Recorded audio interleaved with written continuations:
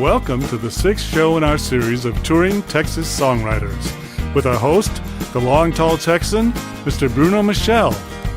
Today's show features critically acclaimed singer-songwriter Tish Hinojosa and is brought to you by the Barrel Brewing Company and the citizens of historic Salado, Texas. Tish Hinojosa was recorded live in front of a studio audience for broadcast on Country Radio Switzerland. We are proud to present Tish Hinojosa. All right, so welcome to two guys you already met and heard for a while, and then Tish Hinojosa. Thank you. We do Thank you. we do a little time traveling here. So pretty much to the day, not quite, but pretty much to the day, 25 years ago, I saw this young lady in Switzerland when she played one of the then famous songwriter festivals, and it was absolutely amazing. And there were a ton of other Texans on that lineup, like Holly Dunn played at the same time that Tish did. Mm-hmm. And we had the Sir Douglas Quintet on Friday, so you can imagine what kind of party it was. Now, Tish, to this day, it's not even worthwhile trying to explain how good and famous she is, because everybody, I assume, in this room knows her. And if not, you will definitely know her after this hour. Well, I hope so. So I'm really pleased to have you here. Appreciate it very much. And let's start with the first song. Well, thank you. We have a new record. It's called West. Yep. And how about we just start off with the title song? Sure. Hold on.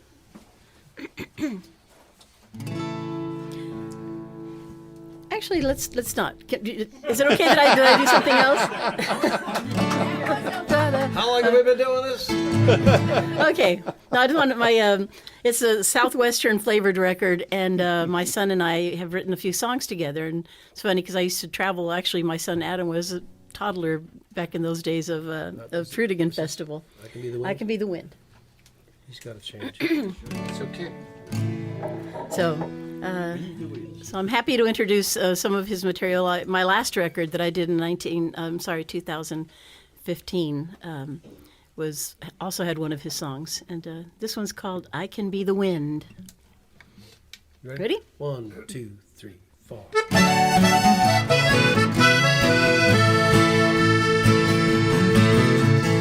I have seen the highway through my windshield. I have seen the farmer working in his field. I can be a windmill standing alone. I can be the wind that carries you home. Carries you home. I have felt the rhythm underneath the train. I have felt the rainstorm washing me clean. I can be a fence post standing alone. I can be the wind that carries you home. Carries you home. I can be the moonlight shining on the plain. I can be the voice calming your pain. I can be the river rolling around the stones. I can be the wind that carries you home. I can be the wind that carries you home. Carries you home.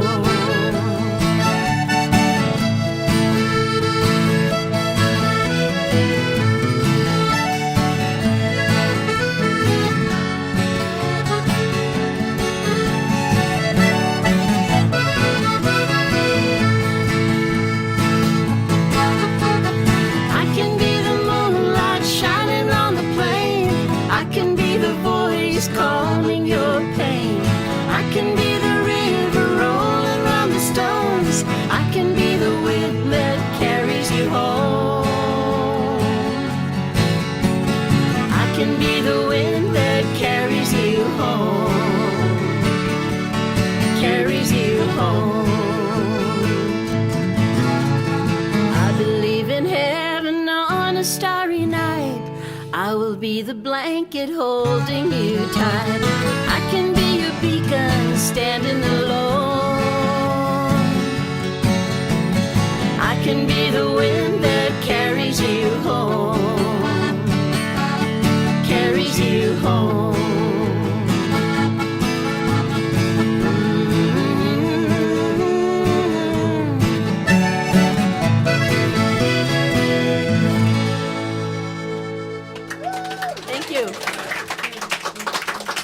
Thank you very much. It is no wonder that her son is writing songs, because Tish comes from a family of 13 kids, and this was a musical family. Now the question is, did any more songwriters evolve except you from that family? I believe I'm really the only songwriter that my older sisters played music, piano lessons and singing. Well, opera is kind of famous in our family. My older sister sang opera, and now my nephew, her son, is a really wonderful tenor. But when it comes to like folk playing and country and singer-songwriter stuff, I think I'm it. I'm the one. Yep. It took them 13 tries, but here, And they finally got it right. We are really glad it worked. Okay. So your 1992 album, Culture Swing, was, won actually the Indie Folk Album of the Year back then. What do these awards mean to you at all? Well, I think with that particular, I mean, it was wonderful to be recognized, and especially the independent part. I like that. Because Culture Swing really was quite an independent record that had taken a few turns before it even became the record on Rounder Records. It was going to be released on A&M Records before that, and then that all kind of fell apart. So it had quite a journey to becoming that independent record. So I was very happy. It just gives me a really good connection with the kind of audience I like to have too. Mm-hmm. Do awards these days mean the same like they did back then? I mean, that's almost like 25, 6, 7 years ago. Well, I wouldn't mind having more of them. That wouldn't be bad. All right. Well, let's play another one, I Well, guess. yeah. Now that I'm here, let's do West. Is it okay? Yeah. Yeah. I was going to say another thing, then I just forgot. Oh, I guess I should introduce to our radio audience that I have with me playing wonderful music with me for many, many years. I'm sure we'll talk about that throughout the set here, but Mr. Marvin Dykehouse on guitar. Hello. And Mr. Chip Dolan on the piano and the accordion. And if you look real close, you can see them on the radio. That's right. There we go. Here's a song called West.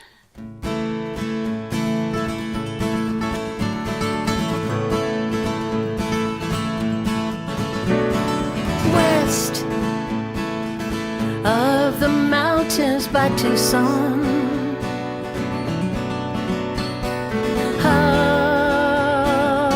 hundreds of miles from my home,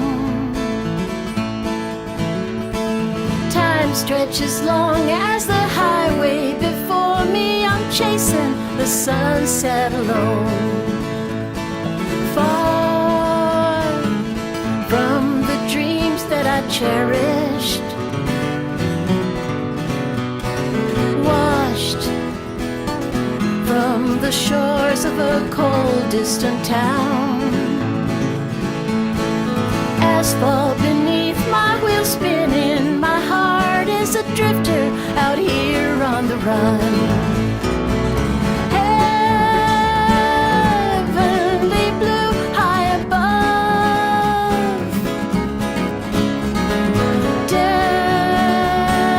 desert wind whispers of love, scent of a rainstorm I taste on my tongue. No horse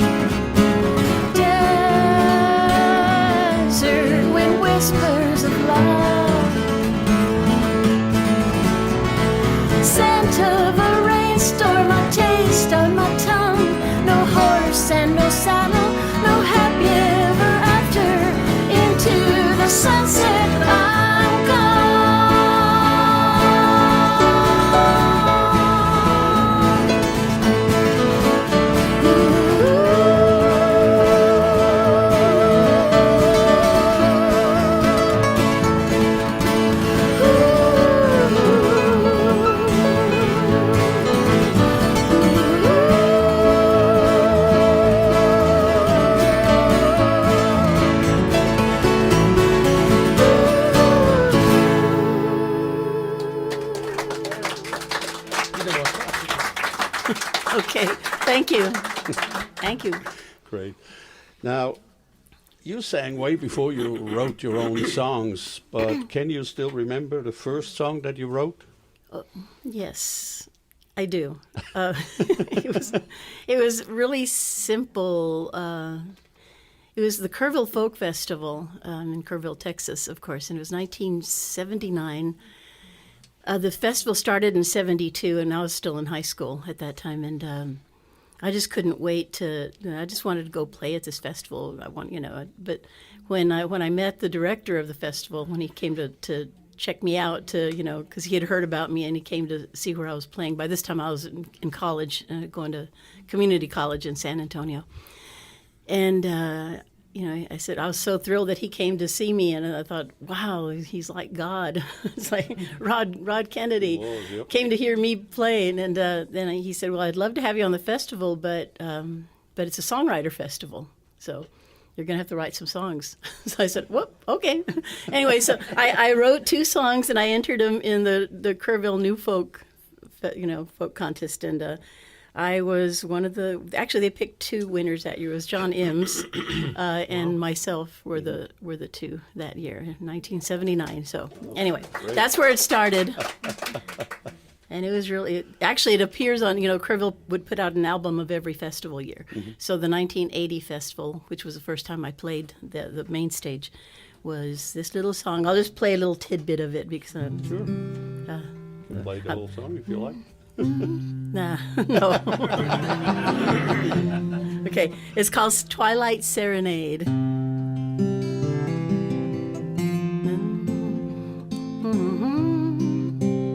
Let's say something in. The moon shines long and lazy in the sky. Crimson colored castles floating by. The evening breeze reminds me it's the ending of the day. Listen to my twilight serenade. Chorus. Serenade you and me. Serenade, perfect harmony. Won't you listen to my twilight serenade? Then there's another verse, and I can't remember the second verse. That's my little song. It was quite an amazing thing because I didn't really plan on being a songwriter. I was just wanting to, be the next Baez or Ronstadt, and so songwriting took. But it was such a great door that opened with that. So definitely. A lot more opportunities came with me as being a singer-songwriter, as just a singer. Right. Yeah, ladies and gentlemen, you just listened to about half a century of songwriting. Yeah. Because that song was almost 50 years ago. Well, hey, I'm not that old. I'm not that old. Excuse me. You're actually... No, that was 1979. I was 21, 22, something like that at that point. Yeah. That's 40 years ago. Yeah, that's right. 40. Oh, well, okay. But not 50. You and I were born in the same year, but I don't say which one. Oh, okay. We belong to that club. Now, the new album, West, you already mentioned it, and shame on me, but my favorite on that record is none of yours. Okay, I have a feeling I know what you're going to say. Exactly. Tim Henderson. Oh, my gosh, no, I'm not. I thought you were going to say another one.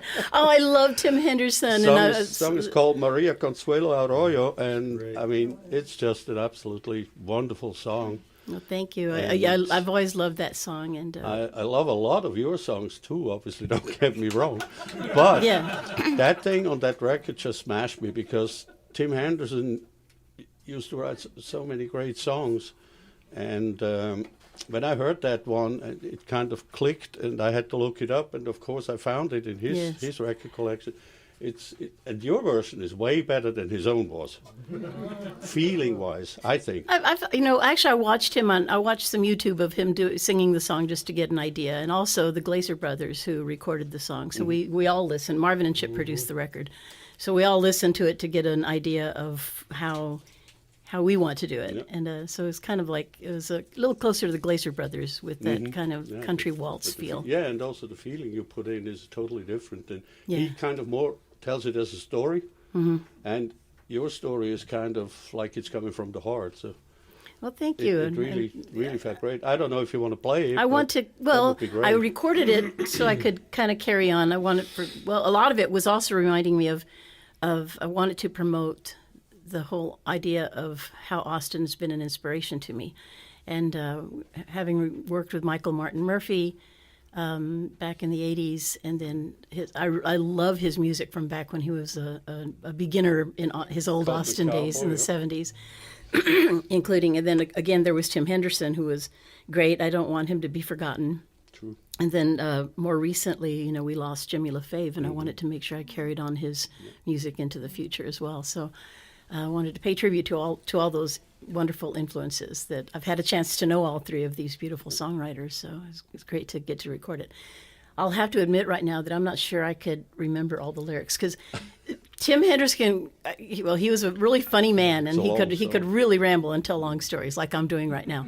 But this song has 3 different verses and 3 different choruses. So it's not like, Chip, do you happen to have him right there? I only have the choruses. No, maybe you could play that one off the record. Yeah, let's play that one off the record. Yeah, let's play that at the end. We'll make a better impression. That sounds good. And I want for Tim's wife, Marion, if she hears the show, to not think that I couldn't remember all the words to her husband's song. Okay, then in that case, let's play another one. Well, I thought you were going to ask for this song right here, because a lot of people love this song, and I'm included in that group. I chose a song, a Mexican song from the 1940s, a beautiful song that, of course, for the great reasons of the song being a great song, is a classic among these beautiful songs from that era. So this song is called Perfidia.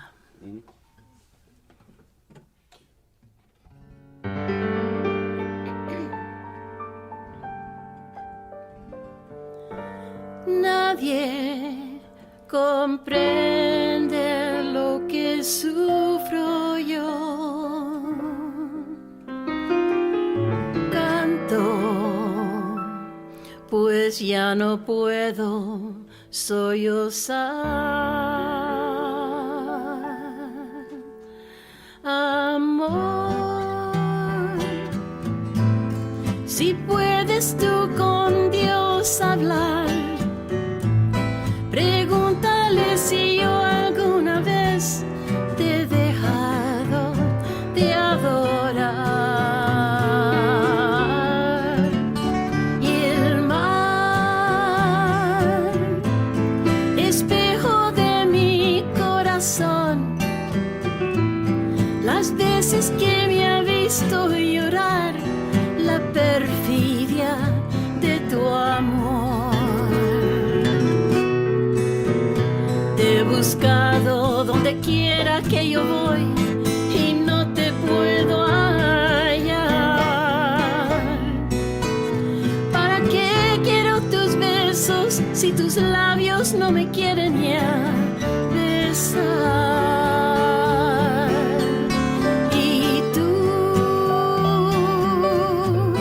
¿Quién sabe por dónde andarás? ¿Quién sabe qué aventura tendrás? Qué lejos estás de mí.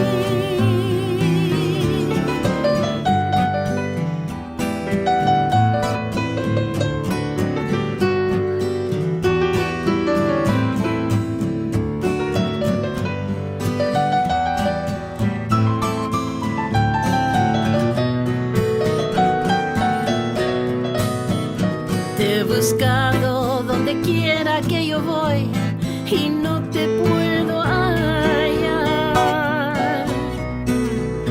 ¿Para qué quiero tus besos si tus labios no me quieren ya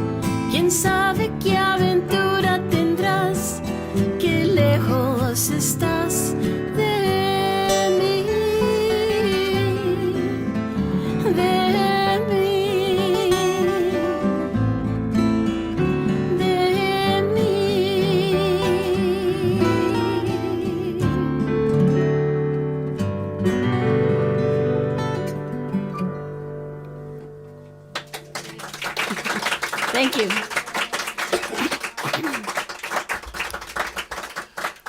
Now, you started singing as a teenager, and it took about, I think, almost a dozen years until your first record deal came through. And what made you hold on for all these years? Keep going until it happened. Yeah, until it happened, and then when it happened quite by chance. Well, actually, honestly, I did have a record deal when I was still in high school, about somewhere around 17 years old. I was offered a deal from a local Tejano. Actually, it wasn't even called Tejano yet. I think it was the first label that then became Tejano Music. So this was, and it was some of those singles. We recorded 4 singles, and they were in Spanish, and it was kind of bubblegum pop music. And they were quite a hit in the border towns. So we went. I did a little tour of all the radio stations along the border in Texas, and but then that record label. Actually, the guy. This is an interesting story. It's a little bit long, but I'll tell you the story because it's funny. Okay. This producer that owned this record company he heard me sing, and he had a song. Sorry, my throat's got something there. He had this song that was from a publishing company that was a Paul Simon song that his publishing company owned.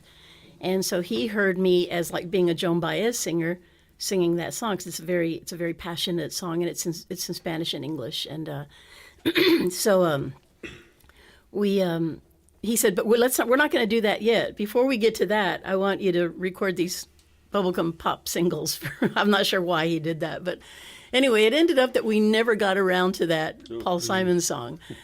And so I was very disappointed. And after a couple of years, it just looked like that career wasn't going anywhere. I did not want to be a Tejano singer. That wasn't what my calling felt like. I really felt like I belonged more in like country folk, genre. So anyway, years later, when we were in Austin, and we recorded the record Aquella Noche, I did record that song. It was called Carlos Dominguez.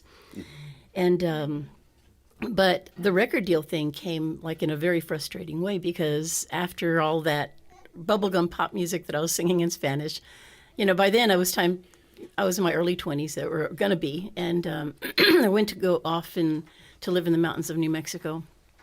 So thank you, Chip. And that's when I discovered country, and that's when Michael Murphy discovered me, and that's when things kind of started moving. He introduced me to people in Nashville, and then before I knew it, finally, 10 years later, but it took a lot of knocking on doors and a lot of demos being presented to record labels, and they all said no, one after another. And then finally, one day, it was my last-ditch effort at Nashville. I just moved to Austin from New Mexico. It was 1988. Both my little kids, my daughter was a newborn, jumped in the car because I had made a date to play at the Bluebird Cafe in Nashville. And so I took my niece to help me babysit the kids, and we were kind of broke. So we just went, drove all in one day, spent the night, did the show the next night, came back the next day. But there was somebody from A&M Records in the audience, and he was there to hear the other acts, not me. But that's where it all started. And then he handed me his card, said, send me some demos. I had met Marvin by that time, and Marvin and I went into the studio and did these demos of the songs that became Homeland. So that was the beginning of that. So it's paying off if you kind of. It's a little bit of a complicated story, right? But I know it bugs me when I hear stories about like, oh, this producer walked in, heard her, and here's a contract. Yeah, that's only in the movies. Yeah, or on one of these casting shows that the marketing guys finance. Yeah, right. But definitely the work and the practice and everything. That's what pays off at the end of the day. And I just sometimes wonder, because there's a lot more guys like you that have really waited for years and years and years and years, and then for some it never happened. And yeah, they still keep hanging in and do it because they love the music. That's true. It's that simple. But I think the thing about it taking time is really, I think I was just impatient, and I wanted this thing to hurry up and happen. That if it was going to happen, I want it now. But the thing is that you develop so much more. I developed a lot more as a songwriter during those years when I was trying to be pitched as a singer. Yeah. And I was already starting to work on my songwriting, and then also just performing and playing 5 or 6 nights a week, and Getting just getting all that practice, experience was all that. When we finally got the record deal, we were really ready to hit the ground and run because we really, were performing well already, and I kind of had my Marvin Dyke House here already, so I was raring to go. And then, of course, Chip joined us a little bit later, and then just kind of added to the wonderful spices of the soup here. But anyway, so it's an interesting story about songwriters and or singers and how this whole process takes quite a while. And then you need to be lucky to find two guys that kind of hang out for 25 years and, That's right. get everything together and sound like a unit. We drive the car. Yeah. They don't let me drive.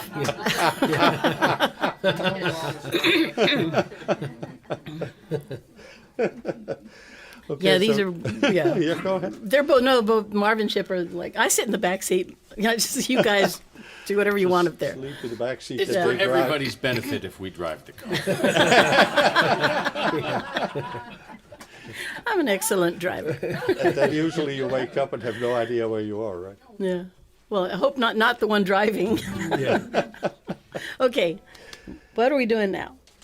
Play another one if you like to. Okay. Let's see. Does either one of you want to pick a song that we might do? Oh, we just did a lot of songs. Well, I know you. And I enjoyed that They show are very much. tired. How about By the Rio Grande? That's a good choice. Thank you. Sure. Okay, yeah, of course, this song connects me to everywhere from New Mexico and down to South Texas and down to Mexico, where my parents were from. And this song is called By the Rio Grande.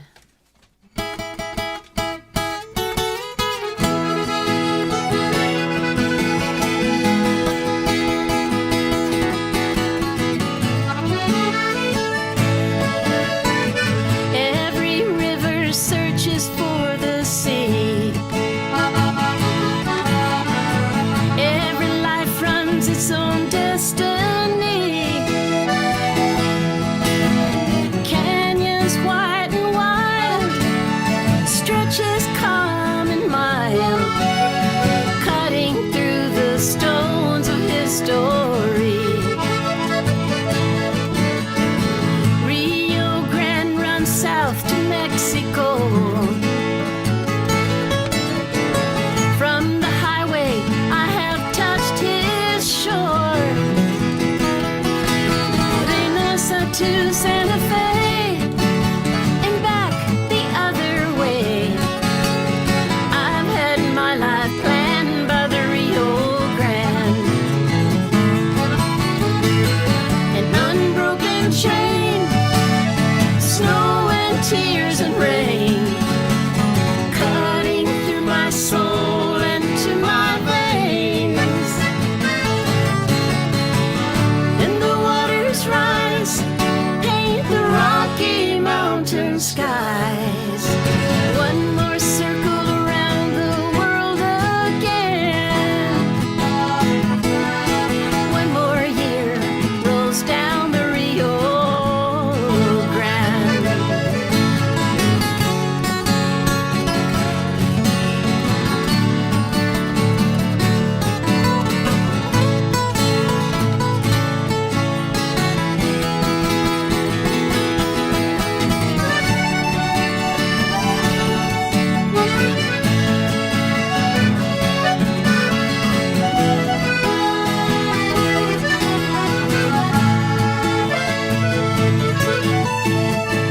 Our forefathers crossed the muddy lines. Pilgrims passing, leaving tracks in time. One more takes a stand by the water, by the land, shifting like the sand by the Rio Grande. An unbroken chain, snow and tears and rain, cutting through my soul and to my veins. Then the waters rise, paint the Rocky Mountain skies.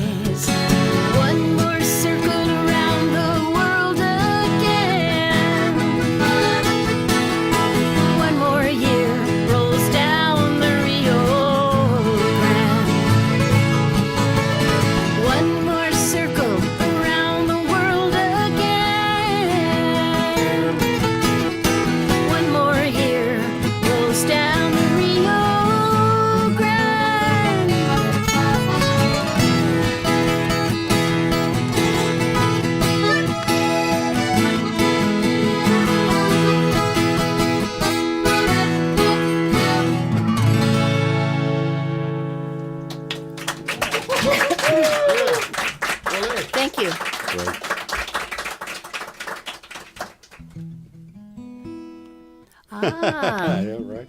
A song request. Yeah, that's always good. Now, you play piano beside... I could use some more water, please. And I've got my little cup, or somebody can just bring me some. Yes.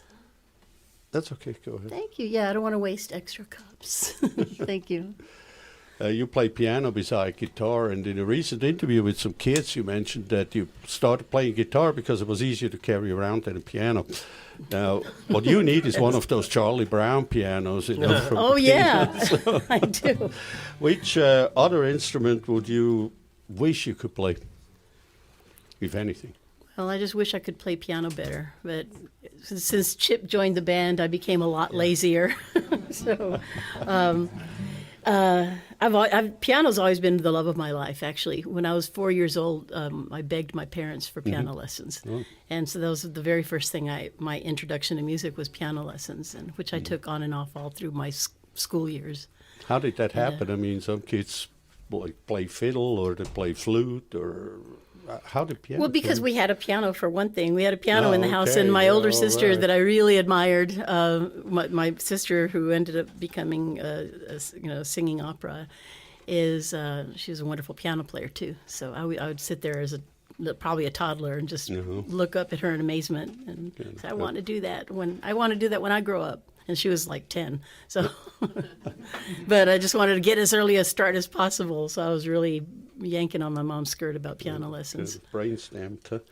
You once said that Spanish songs sometimes have a deeper meaning than English songs, and that's why you love them. And why do you think that is, or where does that come from? Is it from the culture, from the history, or what is it from? I think it's the culture. Thank you.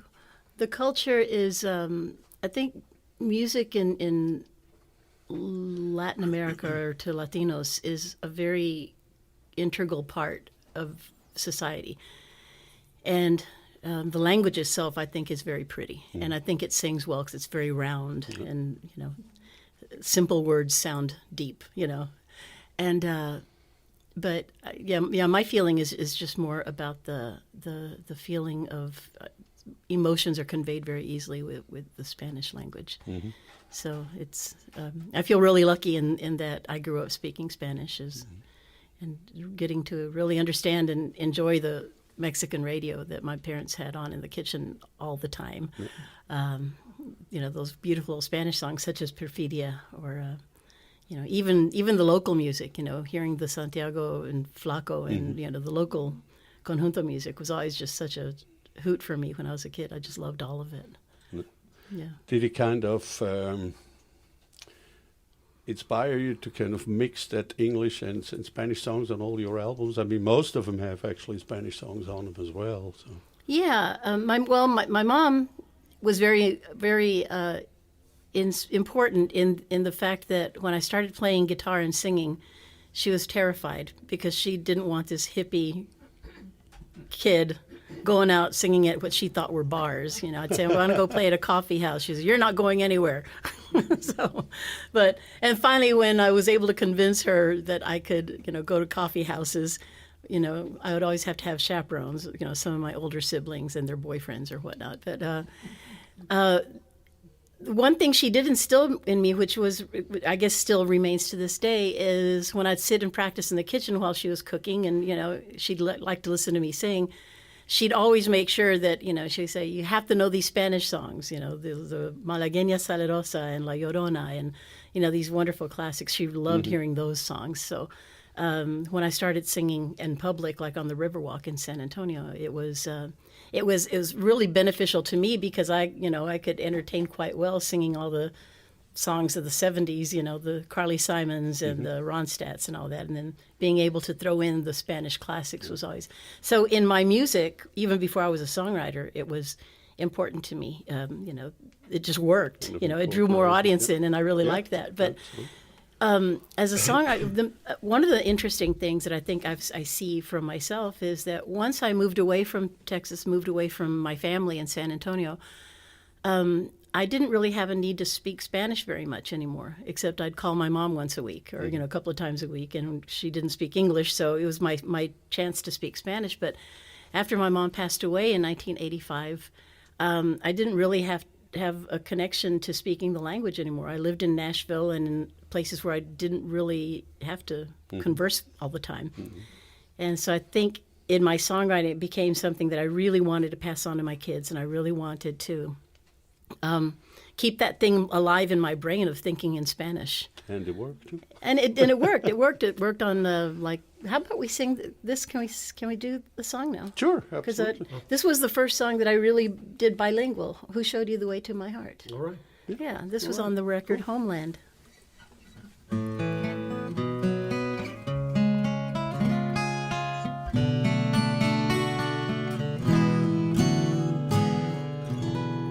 Tell me, how did you know just where to find me? I thought I left love far behind me, so who showed you the way to my heart? Some say love comes and goes and it's a fool's play. But something tells me that you're here to stay.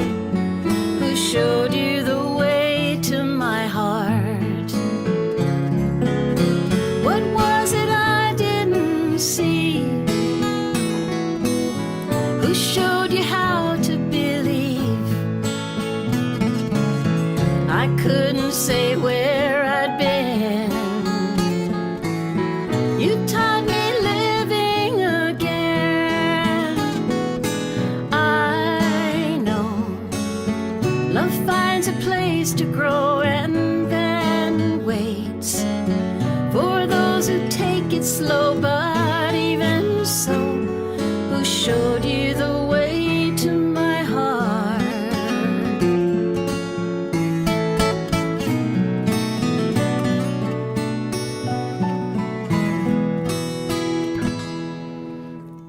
Vida, tú eres mi hogar, mi senda.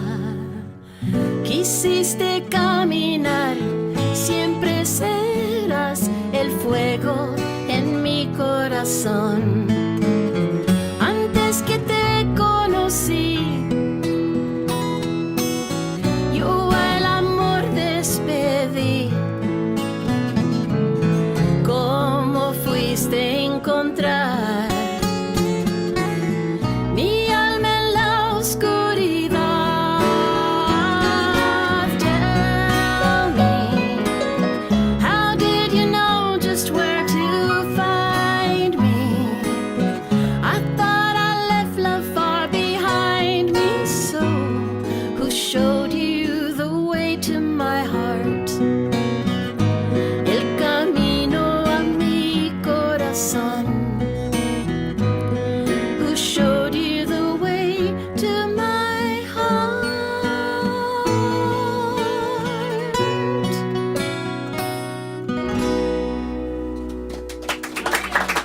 Thank you.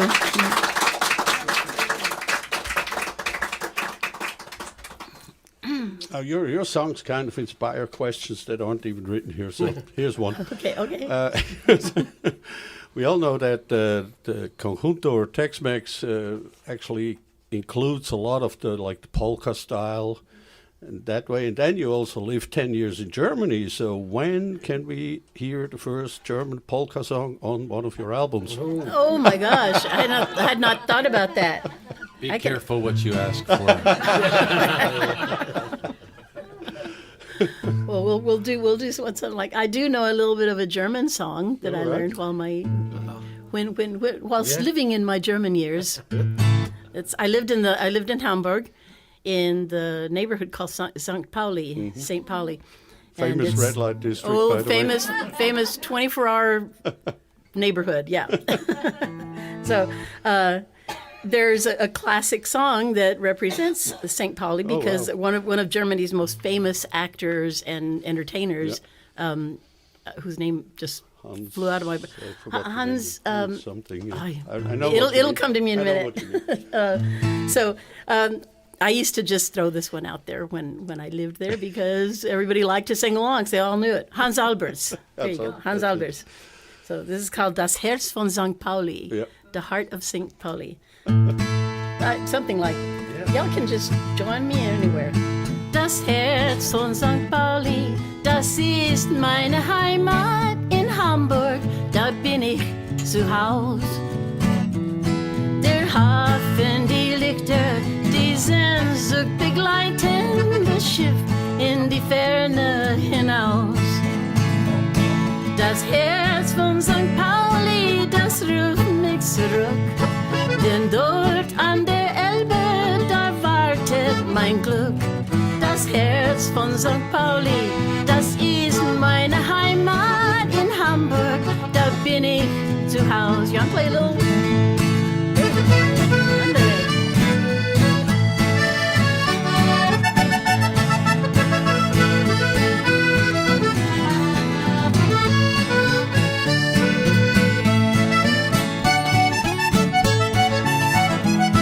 There's your German polka. Das Herz von St. Pauli, das bin meine Heimat in Hamburg, da bin ich zu Haus. Der Hafen, die Lichter, die Sehnsucht begleiten das Schiff in die Ferne hinaus. Das Herz von St. Pauli, das ruft mich zurück, denn dort an der Elbe, da wartet mein Glück. Das Herz von St. Pauli, das ist meine Heimat in Hamburg, da bin ich zu Haus. In Hamburg, da bin ich zu Haus.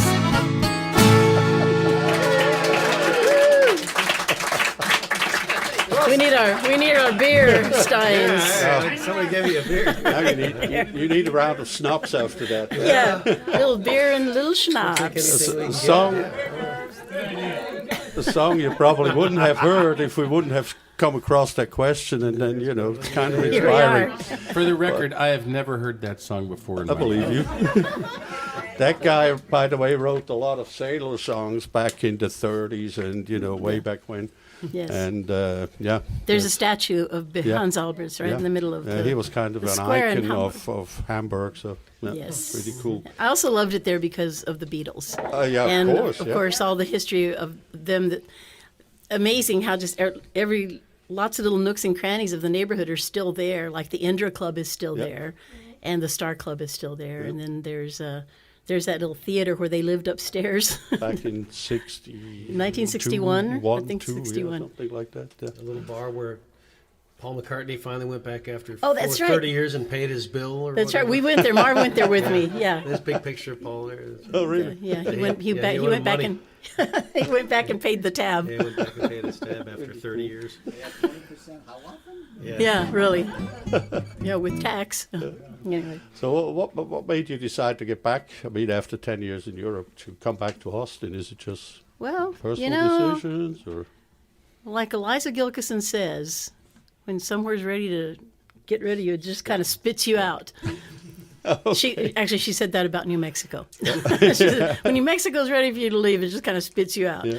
But I mean, I had wonderful years there, but I was, my home circumstances, my relationship was. Change, yeah. Well, that's the reason I was there, and if that wasn't going to be working right, Right. it was better for me to be in Austin, where I could be glad you came back. productive and be happy. And not that I wasn't happy there. I still have wonderful friends from that era and musical friends that I made, and a lot of adventures. But really, Austin was the place where I really belonged. Definitely glad you came back. I think that was back in 2003 or something. It right? was 2004. I was gone, and back in 2013. 13, yeah. So. All right. Now Yes. Yeah, I'm happy. definitely. I feel home. But one thing I did miss a lot from when I was over there was the friendliness just on the streets. In Austin, you're waiting for an elevator or a bus stop, I don't know, wherever you are. People start conversations and you just talk, and everybody wants to know where everybody's from or da, da, da. And I noticed that maybe it's because it's northern Germany, I'm not sure, but yeah, they're more open. Hamburg is a little bit more, closed, more tight. a little more tight, and but apart from that, and it was when I'd spend months there at a time, I really missed the friendly thing. When I'd be walking around town by myself, I'd say, I want some friendly people. I miss my Texas. Now with West, your current album, you're approaching the 20 album mark, I think, pretty much. We're getting close. We're getting And close. Getting close, and that's since you released Homeland back in '89. Yes. Now, do you ever think about? Now, actually, the question has been answered by these two guys before the last session, because they said they're only stop playing when they fall off dead off the stage. So I wanted to ask you whether you ever have plans on retiring. But since these guys keep going and you play with them since 25 and more years, you'll probably keep playing as well. Right? Yeah, I'm going to get a T-shirt that says, when Marvin quits, I'll quit. Oh, there you go. Whoa. Whoa. Yeah, that's why your T-shirt says basement, right? Yeah. Yeah. That's a club in Sydney. So yeah, it's So no plans at all. Just keep going. no, but it is important if you're going to do it, keep doing it, because I mean, even myself, if I haven't played like in a month or so, or like I get really rusty, and I, as Marvin and Chip well know, sometimes I have to like remind me of what my lyrics are, or something like that. Yes. If you skip, I'm going to say a month or something, do you get the itch to start back? You just have that draw that you've got to get back in that Oh yeah. mood, or that aurora of music around you? Well, yeah, there's a whole energy thing that happens. I mean, sometimes, let's say we'd go to Europe together, on a tour, and, it's really important to work a lot because, days off in Europe are expensive, especially if you have a band on the road. And so, sometimes we'll play like, 24 out of 28 days or something like that. You get really tired of the road at that point. And then you really want some rest. But if you're in a rest mode for too long, it's just I get restless for the road. Is what it is after if I'm just home for a few weeks, Get back out there. kind of ready to hit the road again. So yeah, it's it's kind of like the Willie Nelson song. Yeah. It's important to hit the road. Let's hit the road with another song. I Let's, think. let's hit the road. Let's hit the road again. But yeah, that's that's. Any questions? Yeah, he said he wants to. He wants you to play a song now. Yeah. Oh, as in a. Oh, you said hit So- the road It's been again, so long, we should let's play do another it. one. So Bruno, did we talk keep about feeling that rusty over here. we've re-recorded Homeland? We're going to have My Homeland's coming out in Right. a couple of more months Okay. because the record went out of print maybe about 15 years ago, and it was really sad for me because I play a lot live and people like buying CDs, and I had no CDs to sell, but these are the songs that I sing a lot, so. It was just always kind of confusing. Well, here I'm going to play you some songs, but you can't find them, So we just took the band, some of the original musicians, the same studio, same engineer, and we re-recorded the whole Did you record. re-record or remaster? We re-recorded Re-recorded? a whole new Homeland. Great. It's called My Homeland, and Nice. and I own this one, which is a lot better for me. Yeah, right. And Marv, Chip, and Paul Piercy on drums, and it was really so much fun to go back and redo. I mean, we stayed very, very dear to like the heart of the record, but I mean, there's a few little places where we thought, oh, this is a little improvement maybe. When is it coming? Summertime or fall? It'll be out by or- the summertime. Summertime. Yes. Cool. So be looking for it. Yeah, especially if you haven't heard or haven't owned Homeland. Old then Homeland. Definitely go ahead and do that. Yeah. Yes. So maybe Same let's- songs, no extras, no. No, we have additional? bonus track. Marv and I wrote a bonus track for this record. It's a nice little Cool. Mexican waltz. Oh, Yes. Really nice. So we'll have to learn how to play that one live. Yeah, we're gonna have to learn that one. So anyway, just want to make that little announcement because we're real no, that's excited good. about that. That's great. No, I Yes. didn't know that. Yes. Actually, haven't. And right now, we have a pre-order on my website, which is mundotish.com. Okay. And go visit, pre-order it, and we hope to have them out within the next couple of months. That would be great. Yes. All right. Look forward to play those things on Well, the thank radio. you. So how about, Who Showed You the Way to My Heart was from Homeland. And how about we play Rancherita? Oh, yeah, that's a good one. I think we're going to go for That's a the good Tex-Mex, one. So he has got to get up again. So. Tex-Mex He's rock. getting tired. No. This one's going to be loud. Just be careful. Yeah, just Has to warning be. to the engineer. Has to Warning be. today. And I always say guys ready? Chip plays his best flocka licks on this song. 1, 2, 3, 4.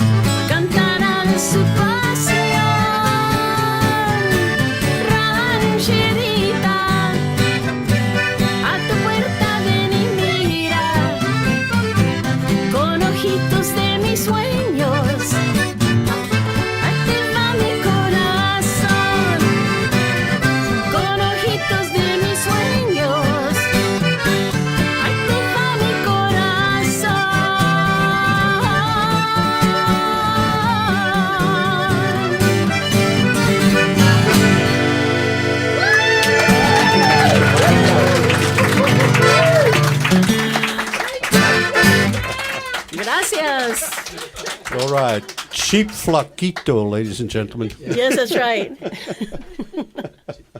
Pretty cool. He's our, yes, he's the bargain man. I know Flacco very well. Now, you played Kerwell, as you mentioned, and earlier even than Liza Gilkison back in, I think, 1981 or 2 when she came to town. All other events all across Europe, all over the world, actually. Is there any favorite place that you think you would play one day?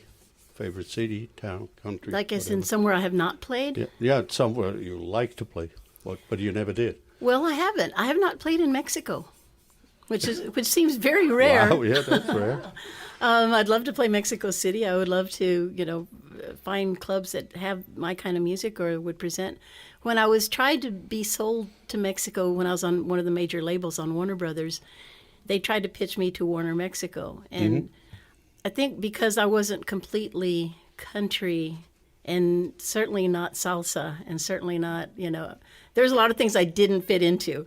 They couldn't quite fit my eclecticism into what they thought would be radio. I don't think they have radio programming for somebody like me. Oh. So the record label just said no. But anyway, I know it's kind of sad. I travel to Mexico a lot. I love going there. But I don't get to play except for, my family or relatives and houses. There must be a lot of clubs down there that actually play that stuff, right? I don't know. No? I don't know where they are. I don't know. I know Joe King Carrasco owns a club in Puerto Vallarta. Yeah, he does, yeah. And, he says if I ever want to go play at his club, I can go there. So y'all want to go to Puerto Vallarta? Yeah, sure. I do. Let's all go. We have quite the party going here. You just got to do what everybody does these days in the music business: put together a cruise and That's right. have a stopover of 2 or 3 days. Oh my down gosh, there. you're right. That's a good idea. Call Joe and he makes it work. So. There you go.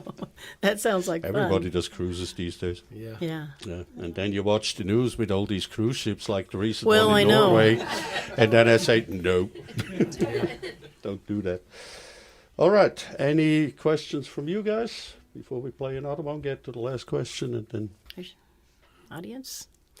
So was it Bruno? No. Richard and I were talking about children, or were you and I talking about doing children's shows? Like when I do children's shows, and I still do a lot of children's stuff. I had that record Cada Niño came out in 1995, and so I still do a lot of stuff with elementary schools. And the 3 questions that I will play these songs to them, and the kids are all enthusiastic. Little tiny ones to the bigger ones, and so I say, okay, now kids, do y'all have any questions, for me? They all raise their hand. One of them wants to tell me that they have a dog. Yeah, my brother plays guitar. No, besides those, the next 3 questions are you rich? Are you famous? And are you married? That's all the kids really want to know. They're like not interested in the music.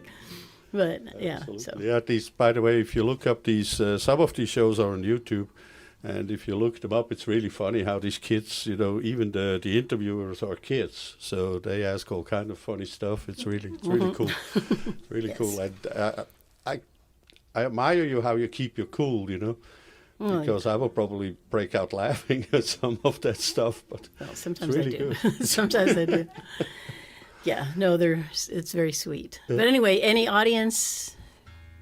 When No. you write songs, do you think about what Marvin's going to do or what Chip's going to do, or do you just let them? Actually, you know what? That's an interesting one, yeah. point of songwriting. My songs when I play them, when I first write them into a recorder, on my phone or wherever, they're pretty raw. Pretty much just a melody or the verse, the chorus, and then I let Marvin and or Chip, whoever wants to take at arrangement, like adding something to it, which is always wonderful. The dynamic of even like a chord progression will go or something that really will add a really nice dimension to the song. So I'm lucky. I'm lucky in that I have 2 wonderful producers that are. But your Producer songs, gin and tonic. I know. but a lot of your songs are not complex, and you write a lot of that stuff. Yeah, Okay, some of it. I have to give you back some of the credit. You're absolutely. Thank you. Thank you. So She writes them. I don't think she. I like Marvin's joke about the producer. Suppose you produced me a gin and tonic. That's actually a true story. We know the guy who actually was the producer. It was a famous blues guy, and a young producer, record label guy, brought the guy into the studio. He'd been there like 2 days working, and so he was sitting in the control room. The young producer and the blues musician came in and sat down on the couch next to him and said, "So you're the producer, right?" He goes, "Yes, sir. Yes, I am." He goes, "Suppose you produce me a gin and tonic." True story. That's a classic. I love it. That's a good one, yeah. I have a question. Yes, sir. I have been coming to, Karen and I have been coming to the series for 3 or 4 months. It continues to amaze me, and I had the mentality or the thinking that, Kali, you just write these songs and over a couple of over a 6-pack or something like this, like we tried to do back in college, and it just becomes aware to me within the last couple of shows how detailed, how emotional you guys become involved with these songs, and the longevity, like Danny mentioned, 35 years writing one song. That continues to amaze me as to your longevity, not in life, which may not be there, but anyway, it just the love of the music versus anything else. You just selected that over IBM or True. Dale or something like that. It just Well, it kind of picked us. Is what music kind of picks you. Yeah. I also think that, like Marvin said something before, the songs, like Tish doesn't write a lot of trite songs. I mean, a lot of them obviously mean something to her, or they're stories that have something. So you can hear the words a lot of times and not get sick of them. I'm not that. Twist and Shout is a great fun dance song, but if you really think deep about the song, you go, it's a fun dance song. You don't want to. It doesn't touch my life that way. But some of the lyrics and the stuff we try to write, I don't know if that's how you get Oh, it. thanks. And Tish has always been a wonderful. I've been with her for like 30 years, and I've always been impressed with her writing. It's amazing to be. Yeah, there is some cool stuff going What were you on. going to ask? So when I listen to a lot of the songs, I'm just amazed at how poetic so many songs are. So just answer this for me. Do you sit there with a thesaurus and a dictionary and a history book? How do you get the right word? I mean, do you have to research until it kind of clicks in your head, or do you just think about it for several days and it works out? I think I'm it's just always amazed. Yeah, it amazes me too. To me it's a weird kind of channeling of some kind, because I never think like, how did I write that? Like where did that come we from? do, yeah. And like when I wrote the songs for West, it was actually kind of one of those experiences. There's been a few records in my past that kind of wrote themselves really quickly, and I'd been kind of in a dry spell of not writing and all these other things going on. And then just within 2 or 3 days, I thought of, I woke up thinking of, like, hey, here's an idea. Oh, here's another idea. Here's another one. And then it just kind of, I'm not sure if it's the stars align in the right way or what it is, but then I go, look, hey, I just wrote about 4 or 5 really good songs. I like them. So. But you also tweak them and rewrite them. I mean, I think you just the plop out lyrics the basic thing. When you look at the beginning of the song, it's always interesting to me to go back and look at what the song started out to be, and then little by little, it's kind of architecture or something, whatever it is. You start saying, oh, here's the basic thing, but this will go there. Here's some better words. Yeah, and it's work too. It's actually it's work. It's nerve wracking. You have to put a lot of thought into it, and you have to think about it and rethink it and come back. And then you have to go out. Sometimes they just fall from the sky, but a lot of times they don't. Yeah, and it's a nerve wracking thing because it's like on the tip of your tongue. It's like this little idea is right there, and like I can't get it. So that's when you have to like kind of take a little break. Like, okay, putting it aside for a little while. I wrote a song that was kind of started out as an Irish drinking song, and the first verse sounds like that, and I played it for Tish. Well, it's fine, but my verses were kind of lovely and glamorous, but the chorus was very nice, but the verses were not such a big deal. And I played it for Tish, and she wrote verses that took it to a whole nother level. And we sing it, we've sung it at weddings and funerals. And We're probably just going to hear that. Well, I think we should, do we have time for Oh, yeah, one more absolutely. song? I still have the last question after that song, and then we have another song. But I want to thank Merle, because thanks to him, I know that I'm a 50% songwriter. I never wrote the song, but I drank a lot of six-packs. There you go. Think of all those songs that you've helped write. Yeah, right. All right, let's do that one then. Right, Yeah, let's play it. Do you do it in C? C. Okay, so I'll sing you the first verse. Okay. And then I'll stop and we'll do the song as Tish changed. Okay. Can I get a drink? Produce me a gin and tonic. You can count on the weather. You can count on the time. If you count on your whiskey, then you can't trust the wine. If we don't count our blessings, we're wasting the time. Roll-y-o, roll-y-ay, roll-y-ay.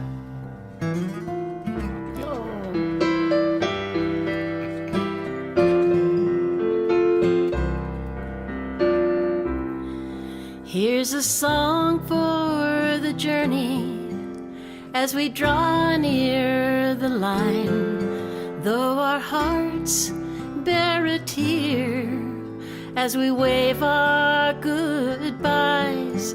May the clouds part before you, may the stars kiss your eyes. Roll-y-o, roll-y-ay, roll-y-ay.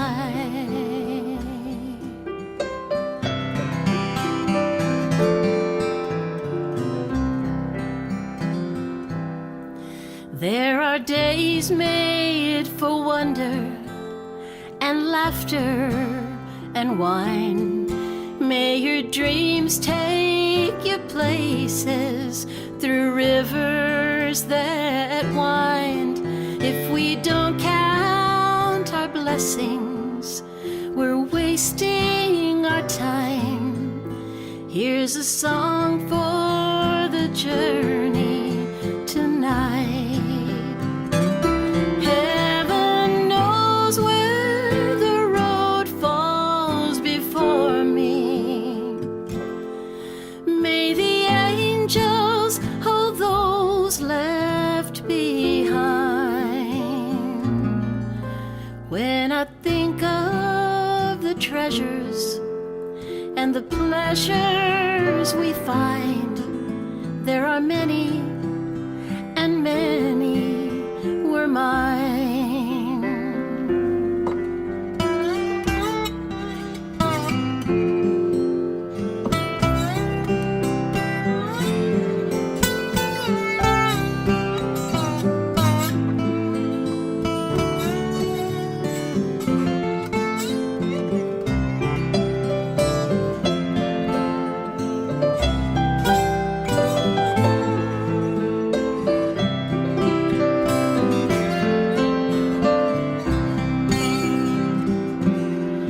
There are days made for wonder and laughter and wine. May your dreams take you places through rivers that wind.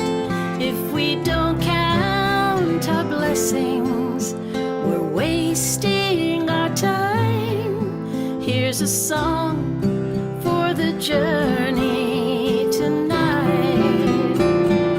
Heaven knows where the road falls before before me. May the angels hold those left behind. When I think of the treasures and the pleasures we find, there are many and many were mine. Heaven knows where the road falls before me. May the angels hold those left behind. If we don't count our blessings, we're wasting our time. Here's a song for the journey tonight.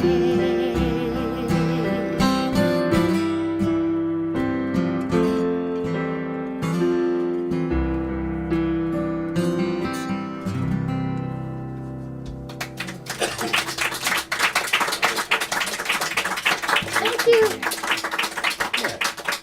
She took it up about 11 notches. Yeah, you know, I think the drinking part's not bad. Transformed I just thought the I just song thought the song deserved a little better than that. Come on. after the whiskey. All right, now I hope you were asleep when we did the show with these guys, because now the last question you already know it probably. What would you ask yourself in an interview that I did not? Actually, I thought about that when That's you what asked them. that's what I was afraid But of. I didn't come up with a question. Oh, what question would I ask myself? Yep. Yeah. I think you have a question? No, I was just saying that you wanted to share with the world. Yeah. Well, yeah. I think that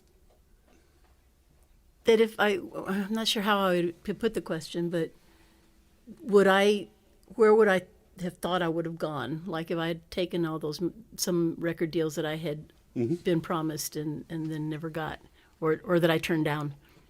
And the Because answer?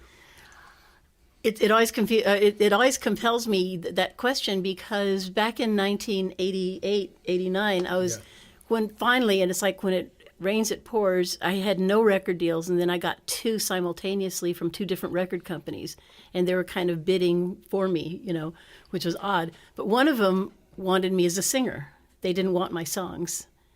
And then one record label wanted me as a singer-songwriter.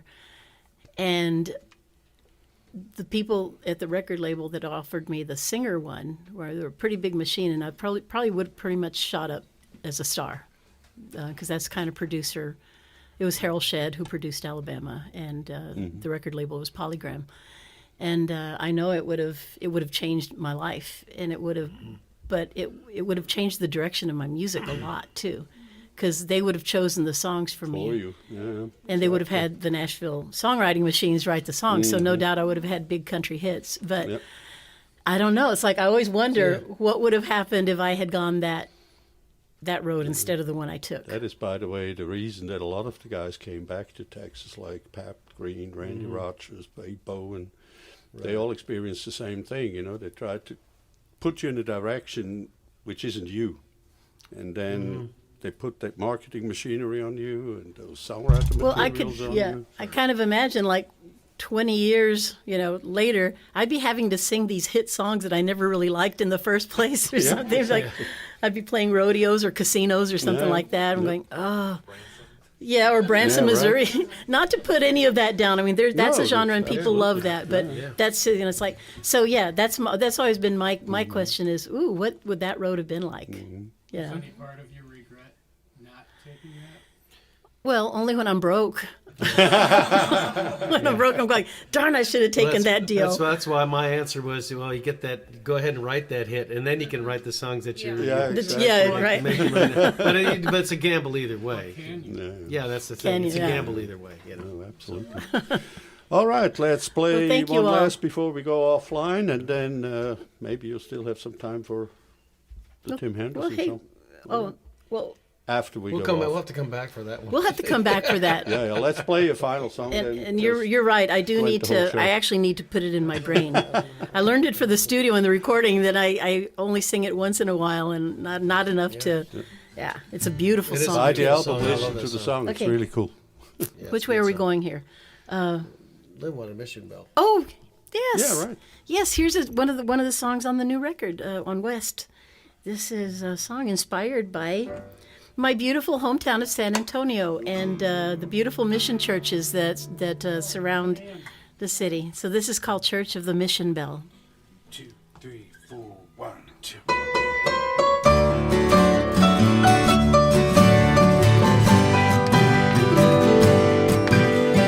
Church of the Mission Bell. I know your song so well. I lit a candle underneath your spell. Church of the Mission Bell. Church of the Mission Bell. Your altar is where we knelt. Never before had heaven felt so real. Church of the Mission Bell. Gold paints your garden angel wings. Dusk lights your garden wall. Stars rising high above the Virgin's veil. Church of the Mission Bell.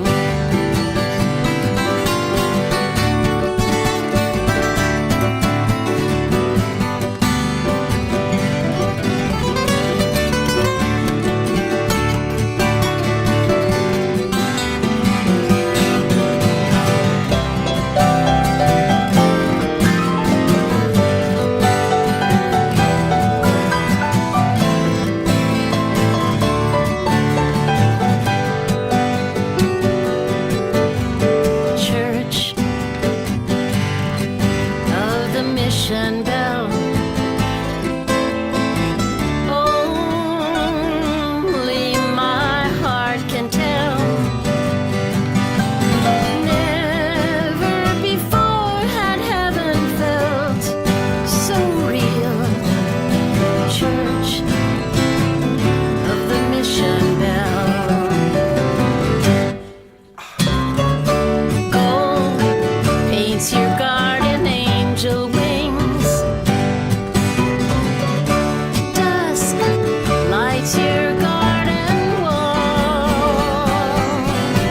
Stars rising high above the Virgin's veil.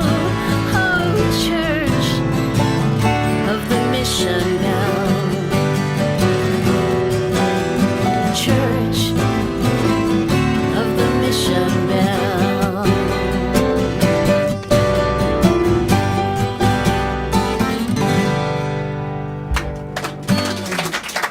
Thank you. Thank you guys so much. Well, thank you, Bruno. That was Thanks so really much. cool. Everybody. Thank you, you very everybody. much. Thank y'all for Thanks. hanging out and listening. And thank you, Danny, Britt, for a wonderful first set with Marvin Chip and the Grouchy guys. Yep, absolutely. Thank you. Great group of kids to follow. That's Go right. with you. That's right. Now that everybody knows how to become a songwriter, get a six-pack and then let the rest inspire you. Yeah, I like that idea. I think I'm going to try that.